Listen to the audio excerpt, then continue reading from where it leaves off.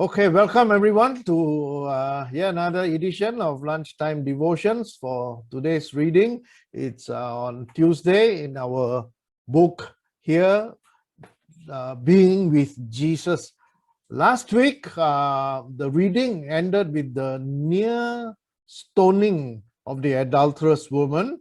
And then yesterday, we began with Jesus still being in Jerusalem area. You might recall the past weeks, we read of Jesus and the disciples in the north, and then slowly they moved through Samaria and arrived in Jerusalem in time for the Feast of the Tabernacles. And the week ended with the adulterous woman episode.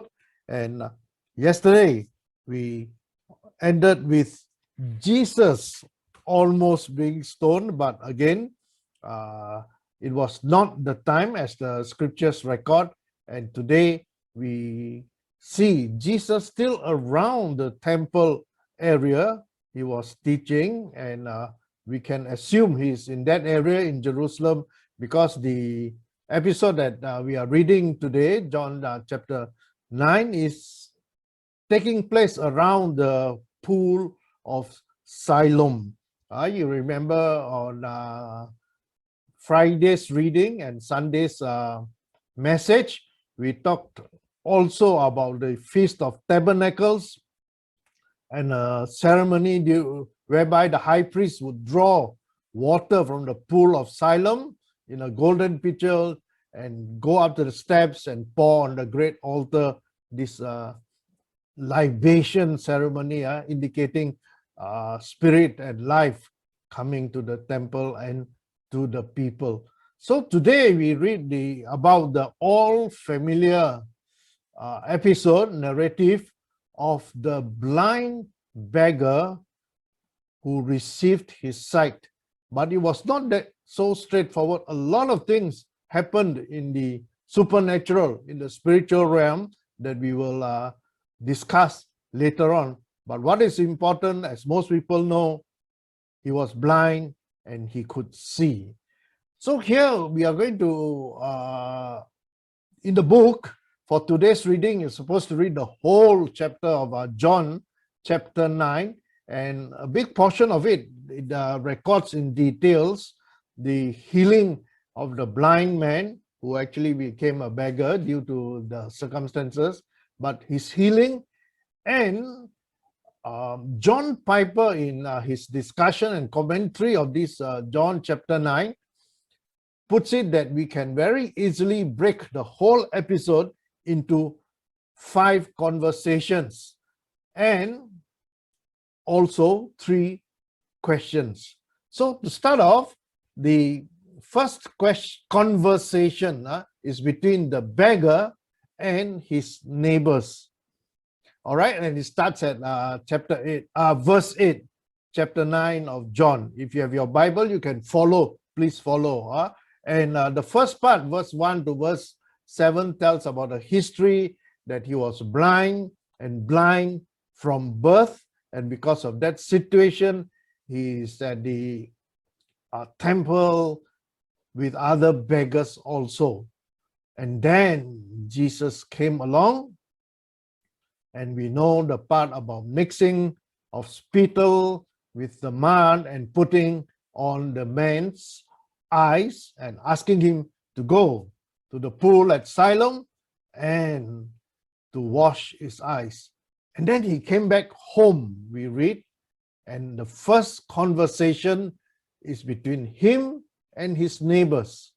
And there's an argument whether he was really the blind beggar. Probably his countenance, his face has changed, and they were not so sure whether that miracle took place. And of course, who would be in the best position to testify? The blind beggar himself. So he insisted, yes, I'm the one who was blind. And the neighbors, skeptical, asked, how were your eyes open? And in verse 11, he says, this man they call Jesus, he made mud and he anointed my eyes. he already was slowly moving in faith, knowing that this was something supernatural that took place. Sesuatu yang luar biasa, as Pastor Paul will always say. And said at this point, not really said actually, he simply calls Jesus the man. He knows his name, Jesus. He heard them call him Jesus. But at this point, he simply ends that conversation with his neighbors, the first conversation, by saying, I know his name is Jesus, but I'm not sure how he did it or who he actually is. And the second conversation continues in verse 13. It's between him and the Pharisees. They too ask how he could be seeing if he were blind, albeit with different ulterior motives. And the blind man naively and very simply tells them, yes, he was blind and he could see, and he put mud. And the Pharisees themselves were divided by this plain, simple answer. He can't be from God, this man who healed you, because he broke the Sabbath, mixing of the mud, putting on your eyes, doing work on the Sabbath. So how can you say this is special sign, this healing, if the man who does it is a sinner? Why is he a sinner? Just because, according to the Mosaic law, he broke the Sabbath. So in verse 17, they ask the beggar, what do you say about him? Since you say he opened your eyes. And something has happened in this interchange. Something is happening in the man's heart. And in verse 17, he starts his declaration. He is a prophet, not just an ordinary man, but one sent by God. He is a prophet. At this point of his faith and revelation, he begins to see Jesus, but not as what fully Jesus is, but as a prophet, which is, of course, far beyond an ordinary man. So now he knows the name Jesus, and he knows Jesus is no ordinary man. And one step further, I know he is a prophet. So you can see the quizzical look on the Pharisees. But how can he be? He broke the Sabbath. He did work on that day. And the third conversation, this time, the Pharisees and the parents of the blind beggar.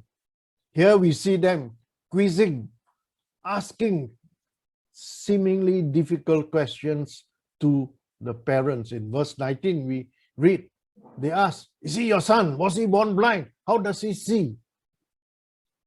And here, of course, before the powerful Pharisees, the parents were probably quivering in fear. They answered again very simply, he is our son. Yes, he was born blind, but we do not know how he was healed. The Pharisees were hoping to trap the parents with an answer so they can take further action against Jesus.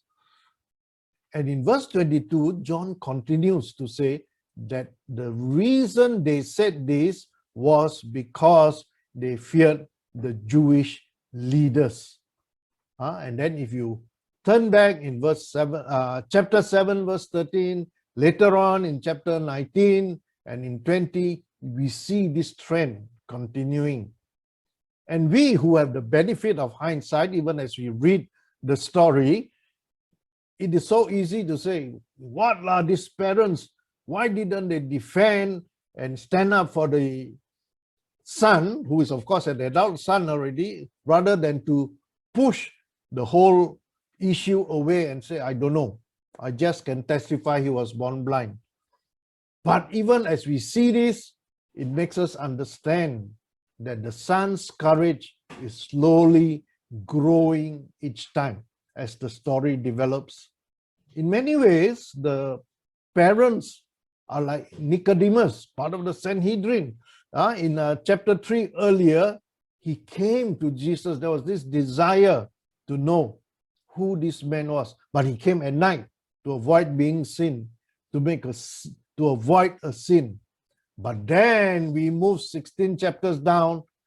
We see good old Nicodemus with Joseph of Arimathea helping and assisting and organizing the whole burial. They were on their way. But here we see, right within the same chapter, no need 16 chapters later, the blind beggar, the son of the parents, without everybody knowing it, he was moving very much faster in his faith.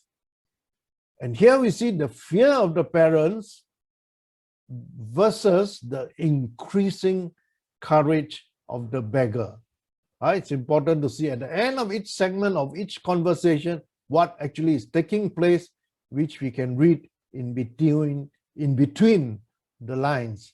And the fourth conversation this time between the beggar and the Pharisees. The Pharisees finished already with their interrogation of the parents. They didn't get much because the parents say he's an adult. You go and ask him.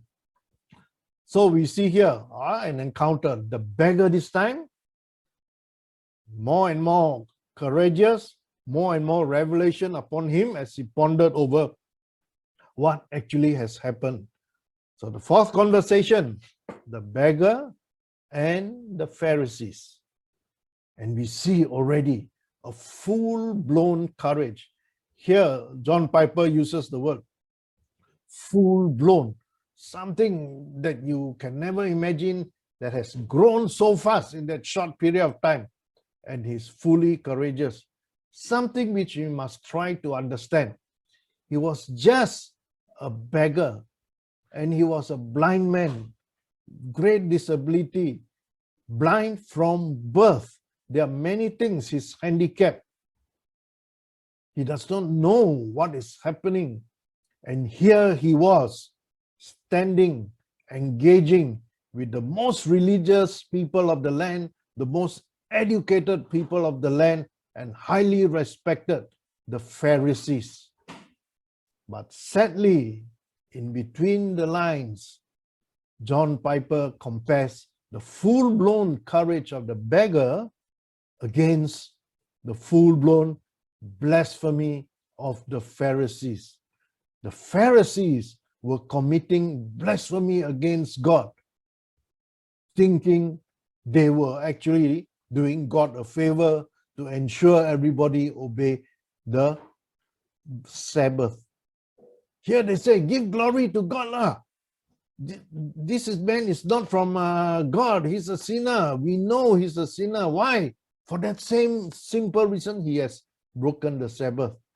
And the Pharisees, in essence, are inviting others listening and the blind beggar, no more blind, to join them in their blasphemy, which they did not know they were committing. They thought they were doing God a favor, they were giving God the glory. And they ended that invitation to join them in their blasphemy with a threat, or we will cast you out, or in simple language, we will excommunicate you. You cannot go to the synagogue anymore. Glorify God by calling Jesus a sinner. That's all they were asking the beggar. This man you claim who healed you, he cannot be from God. He broke the Sabbath. So call him a sinner. Amazingly, we read of the famous response, the now famous response. Whether he, meaning Jesus, whether he is a sinner or not, I do not know. And rightly so. He's saying he's just a plain, simple, once upon a time blind beggar. The full-blown courage of this beggar is seen so clearly. He dares to declare what he knows and not wanting to give the answer the Pharisees were trying to draw out from him. And in that simple response, he gives the most powerful yet simple testimony. I don't know whether he's a sinner, but one thing I do know, that though I was blind, now I see. And here, if anything, a simple truth. Always remember, over a bad argument, over a debate, the power of a simple personal testimony will always win. Give glory to God through your personal testimony. Nobody will be able to challenge that when you share your testimony, how God has done a great work in your life, how God has been so good each time to you, blessing you, protecting you, bringing you from step to step, glory to glory, changing you more and more Christ-like. So each time we give a testimony, a personal testimony, no one can challenge you. And here, even the Pharisees, they were tongue-tied. They do not know anymore. They were trying to draw the blind beggar into an argument to lead him to say Jesus is the sinner here. But this very simple man who has an encounter with God, who has been touched by Jesus, says something that is real in his life. I do not know many things, but one thing only I know. I was blind, but now I see. And similarly, look for opportunities, my friend. Whenever sometimes friends and others and relatives try to engage you in a debate, steer away and tell of the goodness of God in your life. Many things we do not know, but we were lost, but now we are found. A simple but powerful testimony. And continue in the fourth conversation. His truth, his understanding about Jesus were going deeper and deeper. And in verse 27, you read, why do you want to hear my story again? Do you want also to become his disciples? And the Pharisees were becoming hostile. Verse 28 says, they reviled him, saying, you are his disciple, but we, the Pharisees, we are disciples of Moses. We know God spoke to Moses, but for this man, we really don't know where he came from.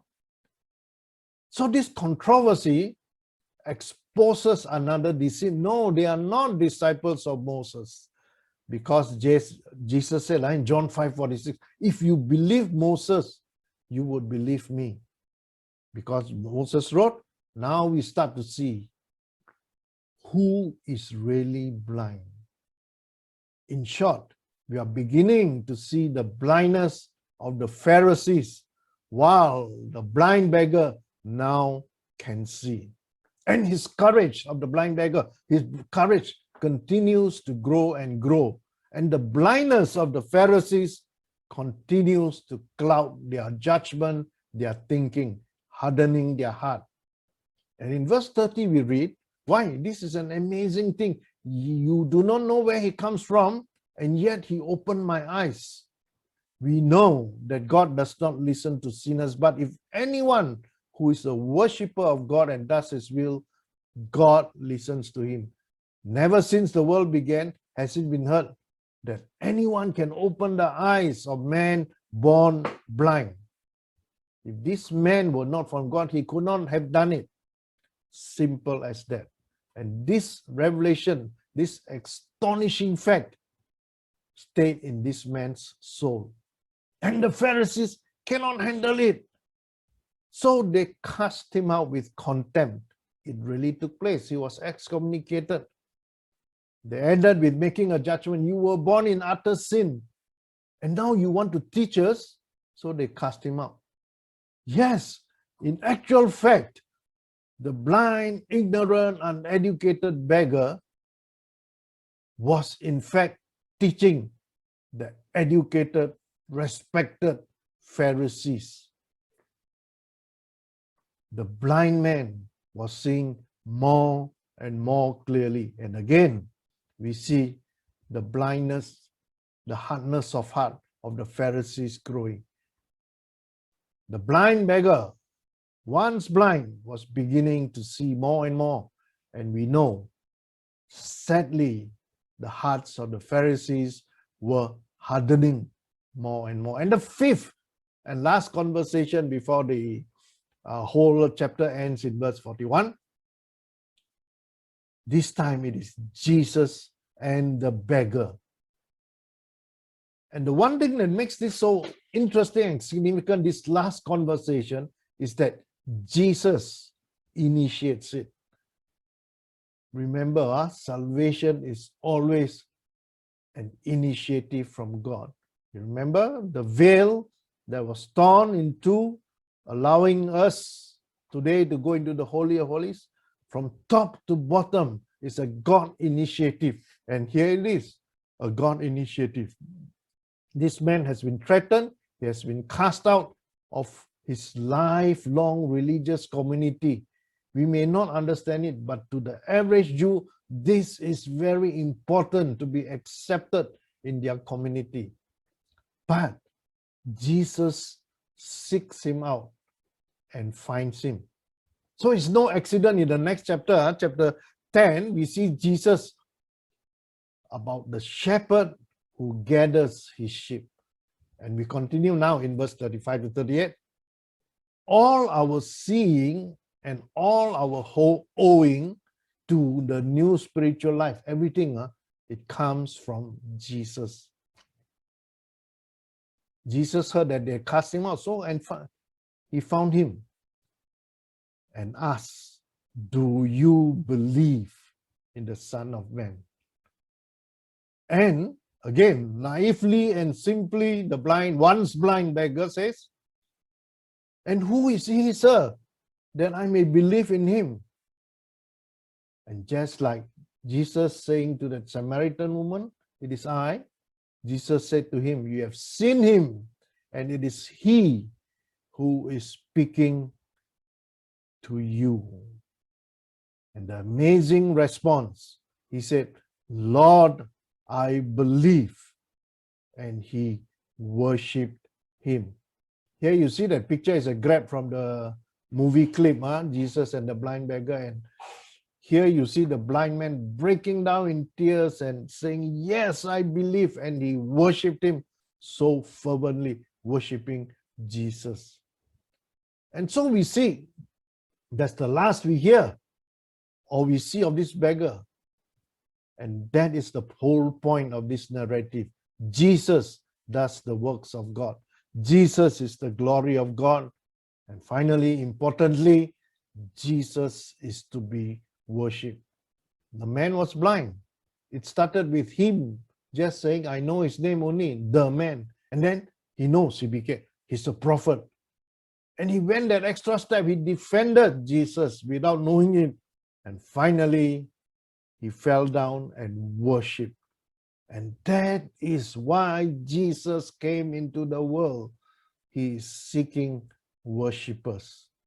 Also, you see that progression of that blind beggar. He called Jesus the man. And then he recognizes, yes, he's from God, a prophet. And then finally he declares he's the Son of Man.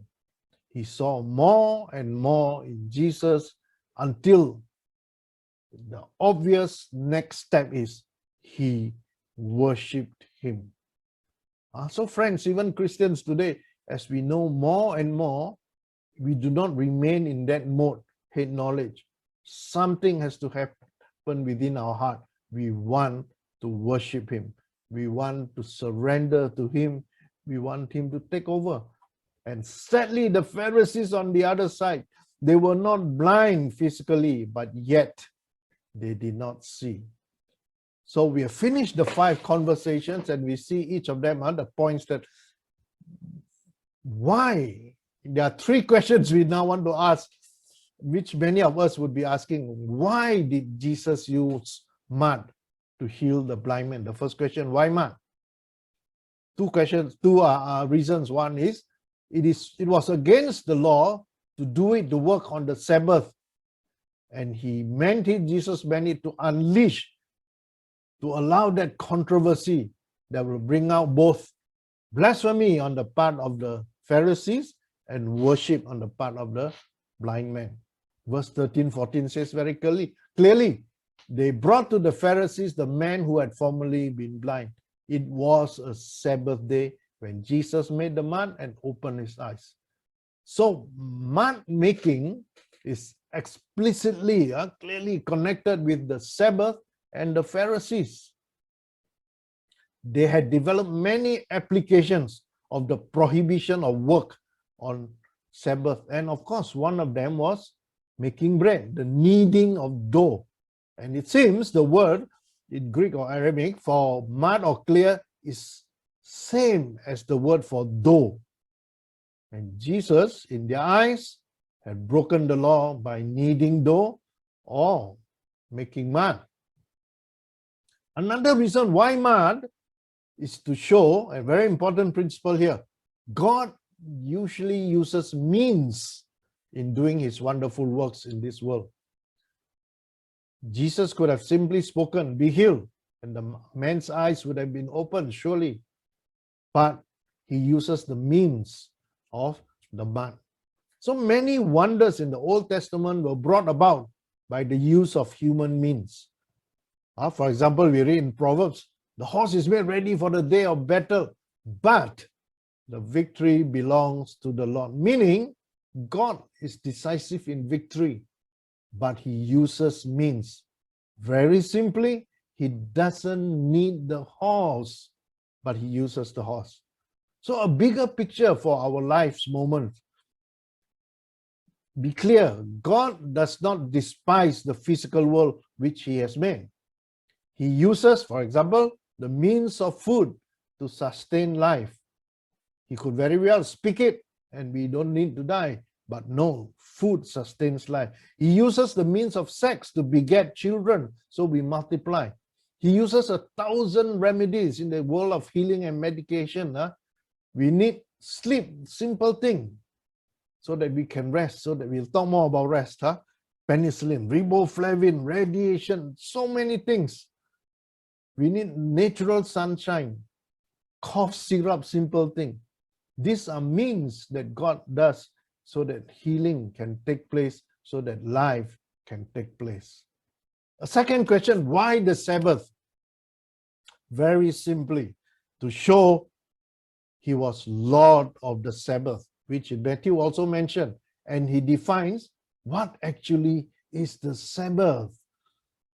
It's to show what the whole point of Sabbath is. The point of Sabbath, very simply, is, remember, Sabbath rest. And Sabbath rest is healing. That's why we need rest, healing.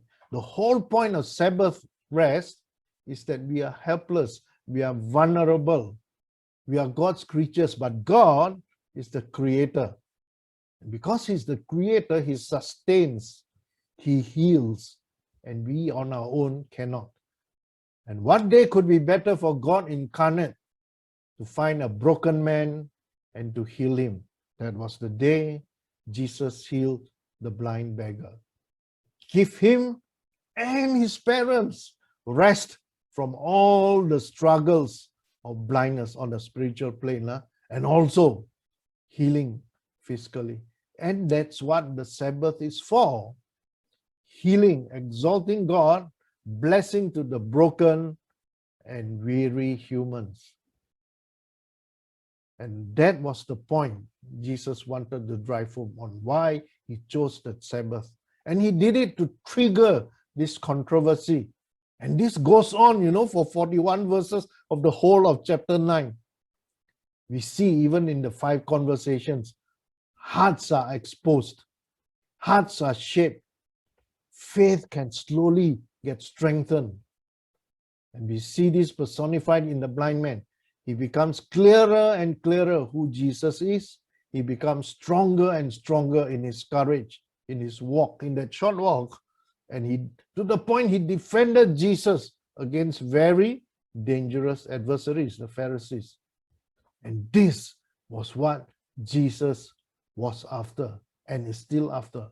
Clear sight of who he is, courageous confession of faith, and finally, ultimately, worshiping him. Why Sabbath? Second question. Why mud? Why Sabbath? And the third and last question, why the pool at Siloam? So John records, the word say, go wash in the pool of Siloam. And he importantly adds in parentheses, Siloam means sent. So the blind man went and washed and came back seeing. The pool, the name of the pool, Siloam, means sent. And John took pains to point that out. Why? Because the reason the pool was called sent, the water in the pool was sent by a stream from the distant Gihon springs and through what is called the Hezekiah tunnel, through a conduit. In pointing this out, Jesus may have been making a comparison between the pool sent and himself as the one sent from the Father. The living waters, you remember? And then in verse 4, we must work the works of him who sent me. If that's right, then the water signifies not just cleansing. Remember the Sunday sermon? Not just healing, but life itself. Remember in John 4, the woman at the well, living water, the water of life. So when you meet Jesus and receive him for who he is, you live. Not only you live, you see, you begin to be healed, and you will be healed completely on that final day when he sees us at the resurrection. So all our healing, all our seeing is owing to the new spiritual life that comes from Jesus, the one that is sent. Sent from whom? The God in Father. The bottom right here, you see what the Siloam pool is today. If you visit the Holy Land, this is what you will actually see. So in ending, we have 5 conversations. We have 3 questions. Why? Perhaps it will be good for us to end with 3 prayer points. Clarity. May we too begin to see God's plan and purposes more and more clearly. Let it be our prayer this morning, even as we read this exhortation. Let us ask for clarity, eyes to be seeing more and more, so that we can see his plan and his purposes. Let's ask for simplicity, that our faith, like the blind man, was very simple. And as God's plan and purposes are revealed to us more and more, we will grow to the extent we will be courageous in our confession, in our declaration, in our testimonies, that drives us to worship him. The authority, the one who has the authority from God the Father in heaven, the one who is sent. And let our prayer be that we will always recognize Jesus is the one sent from God. And even as we declare the authority of God, let it be the authority over our lives. Amen.